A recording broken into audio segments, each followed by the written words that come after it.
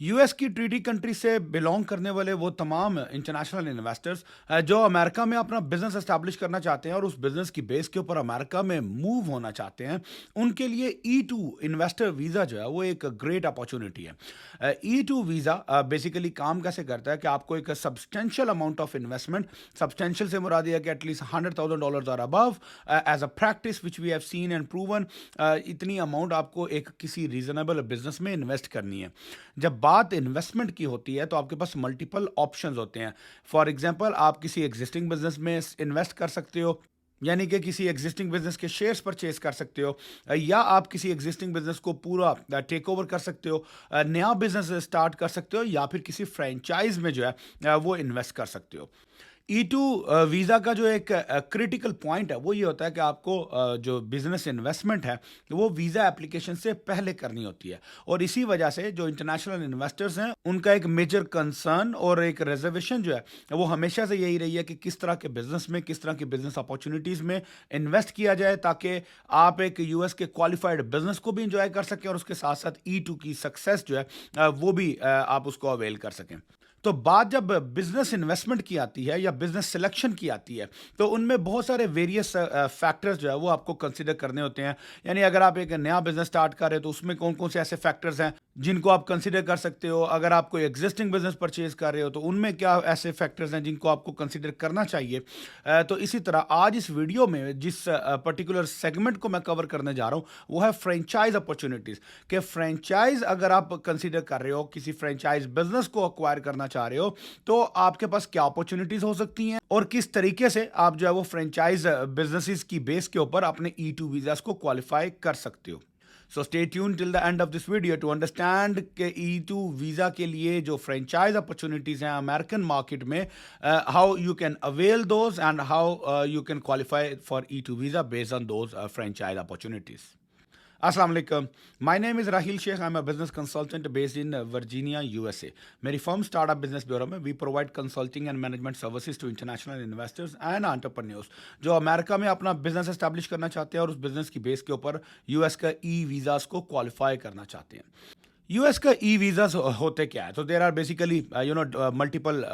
Different kind of visa programs, जिनमें से of course जो पॉपुलर है वो E1 ट्रीटी ट्रेडर वीज़ा है या E2 ट्रीटी इन्वेस्टर वीज़ा है। So today in this video what we are going to explore is कि franchise opportunities E2 particularly visa के लिए किस तरह से काम करती है। तो जैसे कि I just have explained you in the beginning of this video कि E2 वीज़ा के लिए आपको एक राइट सिलेक्शन ऑफ बिजनेस जो है वो बड़ा ज़रूरी है। अब राइट सिलेक्शन की जब बात करते हैं तो ऑफ कोर्स फ्रेंचाइजिंग एक ऐसी ऑर्गेनाइज्ड, एक ऐसी ग्रोइंग इंडस्ट्री है अमेरिकन मार्केट में, कि आप इसमें बहुत सारे आपके रिजर्वेशंस, बहुत सारे आपके जो कंसर्न्स होते हैं वो एड्रेस हो जाते हैं। So basically when you select a franchise as compare to an independent business, तो इसमें आपके जो बहुत सारे जो डिफरेंसेस हैं उनमें से नंबर वन जो आता है वो आपको ये आता है कि जब आप चूंकि नई मार्केट में आ रहे हो, नई कंट्री में आ रहे हो, नई इंडस्ट्री में आ रहे हो, तो आपको लोकल रेगुलेशंस में, लोकल मार्केट को समझने में फ्रेंचाइज एक बड़ा मेजर जो है ना वो रोल प्ले करती है।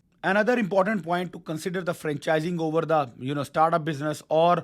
buying an existing business is कि franchise में आपके पास statistical data जो है वो मौजूद होता है in terms of FDD franchise disclosure documents जो होते हैं, उसकी मद में आपके पास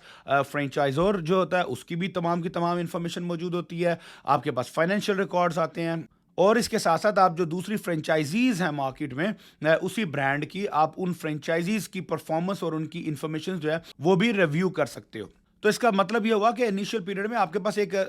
सॉलिड स्टैट्स और परफॉर्मेंस बेस्ड इंफॉर्मेशन मौजूद होती है कि कौन सी फ्रेंचाइज है किस मार्केट में किस तरह का परफॉर्म करती है। फ्रेंचाइजिंग को अगर एग्जिस्टिंग बिजनेस से जो है वो कंपेयर किया जाए, तो एग्जिस्टिंग बिजनेस में जो आपका बहुत बड़ा जो चैलेंज होता है कि आपने फाइनेंशियल इंफॉर्मेशन और डॉक्यूमेंटेशन जो है उनको लेना सेलर से और उनको वेरीफाई करना, ड्यू डिलिजेंस परफॉर्म करनी। तो फ्रेंचाइज में आपके वो तमाम ऑब्स्टिकल्स भी दूर हो जाते हैं because FDD includes almost every single thing with regards to the documentation, with regards to the performance, with regards to the financials। तो आपकी बहुत सारी चीज़ें जो है वो फ्रेंचाइजिंग में कवर हो जाती हैं। और अगर फ्रेंचाइजिंग को स्टार्टिंग अ न्यू बिजनेस के साथ कंपेयर किया जाए तो नेचुरली नया बिजनेस आप बिल्ड करते हो तो आपने you didn't test the water, तो आपको पता नहीं है कि आपका बिजनेस कैसा परफॉर्म करेगा, उस एरिया में कैसा परफॉर्म होगा, या उस बिजनेस की जो प्रोडक्ट मार्केट फिट है कि वो मार्केट में वैलिड भी है वो बिजनेस या नहीं है। तो आपको ये तमाम डाउट्स भी फ्रेंचाइजिंग के बिजनेस में दूर हो जाते हैं, बिकॉज फ्रेंचाइज में एक ऑलरेडी प्रूवन कॉन्सेप्ट होता है, एक टेस्टेड मॉडल होता है और आप उस मॉडल को फॉलो करते हो। और इसके साथ साथ एक और जो बड़ा एडवांटेज होता है वो ये होता है कि फ्रेंचाइजर्स जो होते हैं वो आपको ट्रेनिंग्स प्रोवाइड करते हैं, मैनुअल्स प्रोवाइड करते हैं, जिसका मतलब यह है कि जब आप एक न्यू इंडस्ट्री में न्यू कंट्री में जो है वो मूव करके आते हो तो आपको ऑफ कोर्स बहुत सारी चीज़ें, बहुत सारे चैलेंजेस जो है वो पेश आते हैं, बहुत सारी चीज़ें आपको सीखनी होती हैं। तो ऐसी सिचुएशन में फ्रेंचाइज की जो ट्रेनिंग्स हैं, उनकी जो सपोर्ट है, उनके जो अप्रूवल प्रोसेसेस हैं वो आपको बड़ा सपोर्ट करते हैं ताकि आप जो है वो एक सक्सेसफुल बिजनेस जो है वो नई मार्केट में लॉन्च कर सको। तो अब जहां बात हमने बहुत सारे फ्रेंचाइज के मेरिट्स की कर ली है, तो इसके साथ साथ आपको ये भी बताता चलूं कि सबसे बड़ा जो डीमेरिट है फ्रेंचाइजिंग का, वो बेसिकली मेरी नज़र में दो हैं। नंबर वन, कि आपने जब भी कोई नया बिजनेस स्टार्ट करते हो, आप फॉर एग्जांपल अपना खुद का स्टैंड अलोन बिजनेस ऑन कर रहे हो, तो बजट और जो उस बिजनेस की जो मॉडलिंग है वो आपके कंट्रोल में होती है। आप अपने हिसाब से, अपने बजट के हिसाब से उस बिजनेस को छोटा या बड़ा बिल्टअप कर सकते हो। जबकि फ्रेंचाइजिंग में एक सेट अमाउंट ऑफ बजट होता है, एक प्री रिक्विजिट्स होते हैं जो आपको डेफिनेटली पूरे करने हैं, और इसके अलावा फ्रेंचाइज फीस जो है वो ऐड ऑन हो जाती है, जो कि स्टार्टअप के बिजनेस के सिनेरियो में there is no franchise fee. तो वहाँ पे आप इनिशियल में बेसिकली एक अच्छी अमाउंट ऑफ फ्रेंचाइज फीस जो है वो सेव कर लेते हो, लेकिन फ्रेंचाइजिंग में आपको वो पे करनी पड़ती है, बट उसके अगेंस्ट में आपको वो तमाम बेनिफिट्स मिलते हैं जो कि एक सक्सेसफुल बिजनेस के लिए ज़रूरी है। एंड सेकंड जो फ्रेंचाइजिंग का डीमेरिट है या जो इसके डिसएडवांटेज है, वो ये होता है कि इस फ्रेंचाइजिंग में आपके पास सर्टन लिमिटेशंस होती हैं। आपको जो बिजनेस प्रोटोकॉल्स और बिजनेस एसओपीज जो है वो फ्रेंचाइजर के फॉलो करने पड़ते हैं। यानी आप अपनी मर्जी से बिजनेस को ना तो एक्सपांड कर सकते हो, ना उसमें कोई डाइवर्सिफिकेशन लेकर आ सकते हो, एज लॉन्ग एज कि वो डाइवर्सिफिकेशन या वो मॉडिफिकेशन जो है वो आपके फ्रेंचाइज ब्रांड के साथ जो है, या ब्रांड का जो स्कोप है या जो उसका विजन है उसके साथ मैच कर रहे हो, और आपके पास रिटन कंसेंट जो है फ्रेंचाइज के मौजूद हो। तो लिमिटेशन जो है वो आप अपनी उसी फ्रेंचाइज मॉडल के बीच में रहते हुए आप डेफिनेटली ग्रो कर सकते हो, बट अगर आपने कोई डाइवर्सिफिकेशंस करनी है तो उसके लिए आपको फ्रेंचाइजर की तरफ से एक सेपरेट सेट ऑफ अप्रूवल जो है या कंसेंट जो है वो रिक्वायर्ड होता है।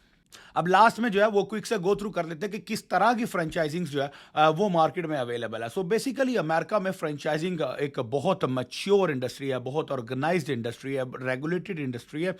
यहाँ पे almost you can think of any particular business, उस बिजनेस की फ्रेंचाइज ऑलमोस्ट मौजूद होगी मार्केट में। जनरल जो कॉमन फ्रेंचाइजीज E2 के लिए कंसिडर की जाती हैं उनमें ऑफकोर्स नंबर वन पे जो है वो क्लीनिंग सर्विसेज आते हैं, कॉन्ट्रैक्टिंग सर्विसेज आते हैं, पेंट सर्विस आता है, पेस्ट कंट्रोल आता है, होम सर्विसेज से रिलेटेड की जितने भी बिजनेसेस हैं इनकी फ्रेंचाइजिंग जो है वो मार्केट में बहुत ज़्यादा अवेलेबल है, बहुत ज़्यादा जो है वो चलती भी है, सक्सेसफुल भी है। इसी तरह होम सर्विस में अगर आप मजीद ऐड करते हो तो आपका लॉन केयर, पूल मेंटेनेंस की जो है सर्विसेज वो ऐड हो जाती हैं। इसके अलावा आपकी प्रॉपर्टी मेंटेनेंस और प्रॉपर्टी मैनेजमेंट से रिलेटेड फ्रेंचाइजीज जो है वो मार्केट में अवेलेबल हैं। अगर आप रिटेल सेगमेंट में जाते हो तो फूड फ्रेंचाइजीज, आपके पिज़्ज़ा स्टोर्स, आपके फास्ट फूड, आपके ग्रोसरीज, आपके बहुत सारी इस तरह की जो फूड आइटम्स से रिलेटेड जो फ्रेंचाइजीज हैं वो मार्केट में अवेलेबल हैं। डे केयर सेंटर्स की फ्रेंचाइजीज बहुत अच्छी चलती हैं। एजुकेशन रिलेटेड फैसिलिटीज़ जो हैं उनकी फ्रेंचाइजीज जैसे मैथनीजियम हो गया, या कोड निंजाज हो गए, या इस तरह के क्यूमोन करके जो चिल्ड्रन के अर्ली लर्निंग सेंटर्स होते हैं, इस तरह की जो है वो फ्रेंचाइजीज बहुत अच्छी चलती हैं। So basically almost every single industry of the market में फ्रेंचाइज की अपॉर्चुनिटीज जो है वो मौजूद होती हैं। Of course there are many of the franchisers who do not want to work with an E2 investors और एलियन इन्वेस्टर्स, जिनका कोई बैकग्राउंड ना हो, बिजनेस बैकग्राउंड ना हो, हिस्ट्री ना हो, तो इस तरह के जो है वो उनके पास लिमिटेशंस होती हैं, but still franchising is still considered to be one of the best and a growing business, और इसमें आपको बहुत सारी सपोर्ट्स भी मिल जाती है। And since we are talking about the franchise, how can I forget about not mentioning about our own franchise? हमारी अपनी भी कार वॉश की और क्लीनिंग सर्विसेज की जो फ्रेंचाइज है thecleanables.com के नाम से, वो हमने एक्सक्लूसिवली E2 इन्वेस्टर्स के लिए ही डिज़ाइन की है. तो that is also a great opportunity, जो आप अपने एज एन E2 इन्वेस्टर आप उस बिजनेस को भी जो है वो कंसिडर कर सकते हो. तो क्लीनिंग इंडस्ट्री और कार वॉश की इंडस्ट्री की एक जो हमारी इन हाउस फ्रेंचाइज है, वो भी अवेलेबल होती है E2 इन्वेस्टर्स के लिए. Anyhow, that's all for now. The objective and the purpose of the video was to provide you sufficient information and comparisons कि franchise में as compared to starting a new business or a standalone existing business, क्या क्या इसके merits और demerits हैं. तो इसके अलावा भी अगर आपके पास कोई further questions हैं, कोई concerns हैं franchising से related या US business से related या e-visa से related, तो feel free to reach out to me. Me and my team would be happy to address all of your concerns. Thank you so much. Assalamu alaikum.